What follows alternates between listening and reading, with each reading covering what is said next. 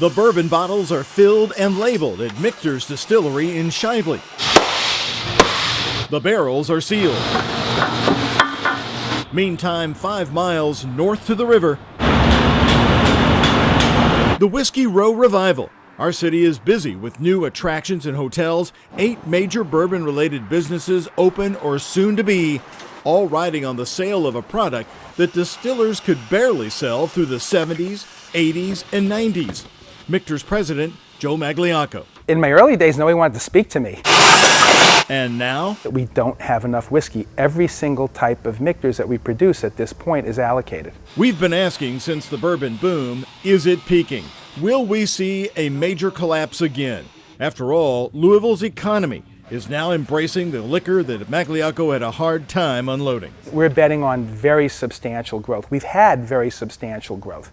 You know, we've been growing, roughly 50% a year. He's a native New Yorker and now an adopted Louisvillian. I love the term bourbonism.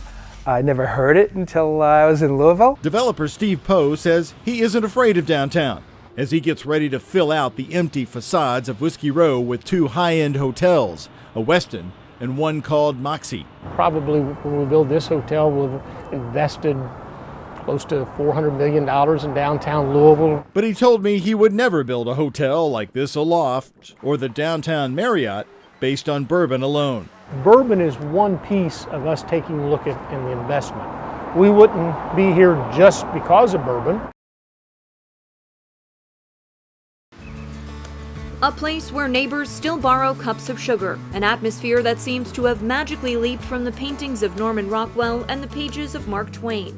These are ways the website for Bardstown, Kentucky described the small town. About 40 miles southeast of Louisville, nestled in a county of roughly 45,000 people, historic Bardstown has a darling downtown where you'll still find things like an old-fashioned barbershop pole. It proudly boasts on town signs voted most beautiful small town in America. With a reputation like that, these other signs are surprising. Solve these murders, justice for Crystal. Clues that there is mystery surrounding this town. The unsolved murders of a police officer. I could tell something was wrong, and all he said was, "Jason's been shot and he's dead." And I just started screaming. A special needs teacher and her daughter. I want to know why. Why would somebody go and attack my sister? Why would somebody shoot my mother? The disappearance of a mother of 5 and the suspicious death of her father. May 25th, 2013, Bardstown police officer Jason Ellis was on his way home from work. He stopped to remove debris in the roadway on exit 34 off the Bluegrass Parkway, which investigators say was placed there intentionally, a detail that still haunts his family. We know for certain that somebody was waiting. We know for certain that they waited until he was in a position. He had his bulletproof vest on. It was when he bent down to pick up the debris and came back up that they shot him. We traveled to Ellis's hometown of Cincinnati to talk with his sisters, Lacey Young and Kelly Eastman. Kelly's basement has become a shrine to her younger brother. To be able to have a place where that I could just remember special things or his personality. A personality the sisters say shines through these pictures. To know Jason is this picture right here. He was just a goofball. Jason being Jason. This right here totally sums up him. Kelly and Lacey say their brother's first love was baseball, from t-ball all the way up to the minor leagues. There's now a plaque dedicated to his memory at his high school, his number always displayed on the scoreboard. There was nothing like being behind the plate for Jason.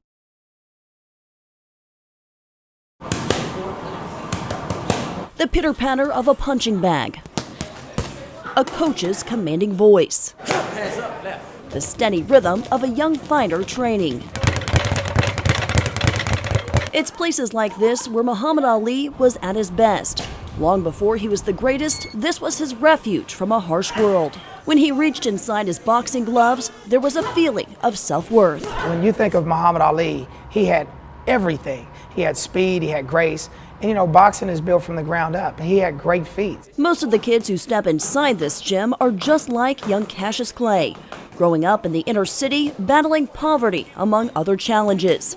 But inside these four walls, there is hope. Most of the kids that come in this gym, they have adversity.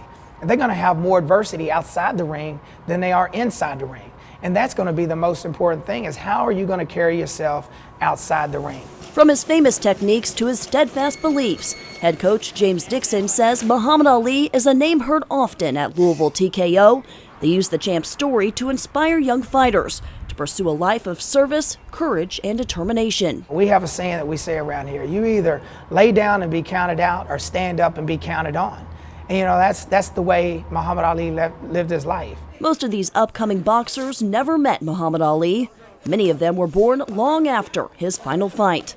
But even in death, the champ's teachings continue for young fighters like Travis Burgos, striving to be the next Cassius Clay. I watch his highlights, I can't even count. It's been a lot. And I watch, his movies, documentaries, all that. Just to see the things that he's done, and he's taken it past boxing, to see how far he's come, and how big of an icon he is to the world, really. It's just it makes me want to be great. Greatness does not come easy. It takes hard work, practice, 1, 2, 3, 4, and determination.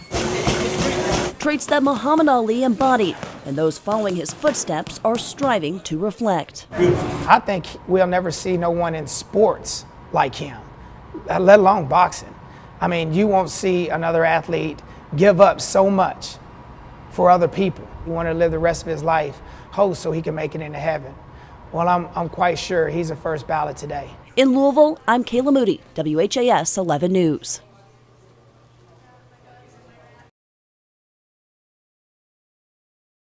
Got the nose. From snowmen And this is the finished product. to sledding. Walk up is brutal, but it's totally worth it. More than 100,000 school kids enjoyed the first snow day of the year the best way they know how. no school.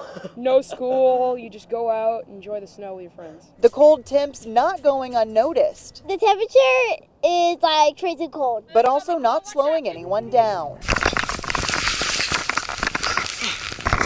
That was amazing. I never gone that fast. While the snow proved fun for the kids, not all shared the enjoyable experience.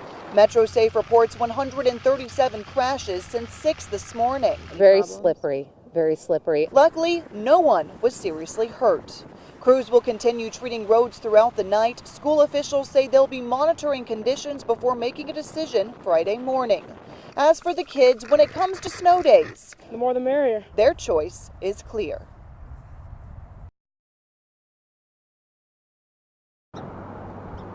Yeah, I just got a phone call around 4 this morning from my mother, letting me know that my brother was pulled from the water and found dead.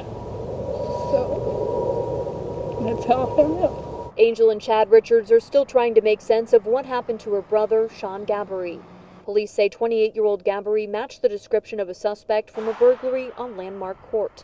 KSP says Shepherdsville officer Matthew Johnson chased Gabbery on foot, telling him to stop when Gabbery ran into this pond off West Blue Lick Road, then said he could not swim and went underwater. He probably didn't realize the water was there when he probably was going through the houses or whatever in that field. I think he probably didn't realize it until he done went into the water. Police say the officer went into the water to try to rescue Gabbery, but he could not find him. Gabbery's body was later recovered by the Louisville Metro dive team, the scene captured by neighbors in these pictures. There was tons of ambulance out here, cops. They were all down Blue Lick and down here. I know he did wrong, but a life is still a life.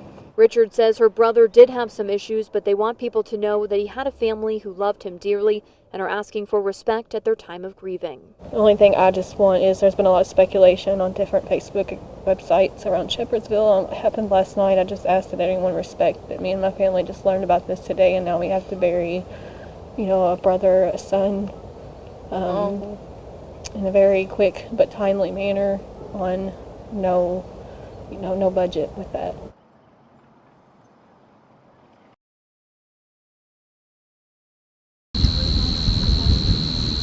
The wind at the parklands of Floyd's Fork brings a butterfly into sight. Not just any butterfly. That's my grandpa. That's him. I think he's trying to get our attention to let us know that we're not alone, to let us know that he's with us every day. Fitting for a rosy-cheeked character who truly resembles Santa Claus. But Mike Blair's been gone since June 28th, gone as quickly, as fleeting as the butterflies in this park. My life has drastically been changed. Blair loved to ride his motorcycle on beautiful days. Libby remembers that morning. I told him I loved him, and he said, be careful, just like we did every morning before I left. In a haunting twist, Libby would be in his very orbit again later that day and not even know it. She was within walking distance of him. That's what she was doing, walking right here on June 28th, when just around the corner from her, tragedy struck. He was just right over there on Beckley. She heard the emergency crews. I said some prayers. You know, I thought, wow, this must really be a bad accident. It was. I had tried to call Mike, I guess, every minute on his cell phone. Police say an 18-year-old driver suddenly crossed over on South Beckley Station Road. Libby had finished walking and left the park. I just came up this way where they had it blocked off. The car hitting Mike Blair on his motorcycle head on. I said, I need to talk to somebody. I think that's my husband's motorcycle. It was Mike. The police report says Blair, who wasn't wearing a helmet, was knocked 63 feet or 21 yards into this wooded area. The report says the driver was speeding at 50 to 55 miles per hour. That's 20 to 25 miles per hour over the posted speed limit. The police officer also notes other contributing human factors: inattention and not under proper control. In an email that night to WHAS 11 News, police said it appears the driver of the car became distracted.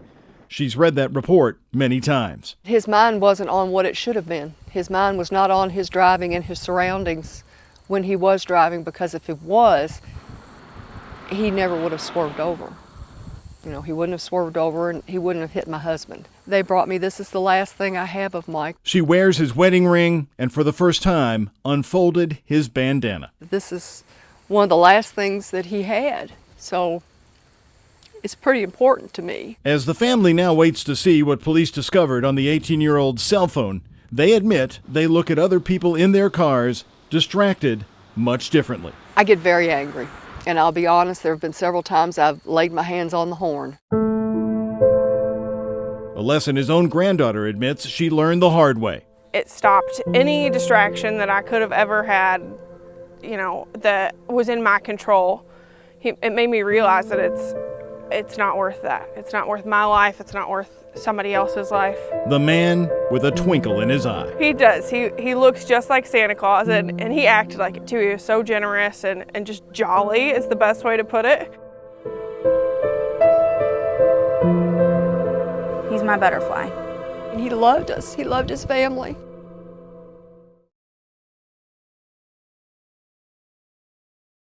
Tourists slowly pour into the Casey Jones distillery every month. It's a smooth stream for owner Arlo Casey Jones. It's a pace that matches his brew. This is our barrel cut. This is what we age like they do a bourbon. It's still a moonshine product, but this is really highly sought after by people around here locally. Soon the world will get a taste as visitors flood these parts. Business is booming thanks to a celestial event with an obvious marketing hook for a moonshine man. And you turn that bottle up, I guarantee you're going to have the clip. That's 100 proof stuff right there.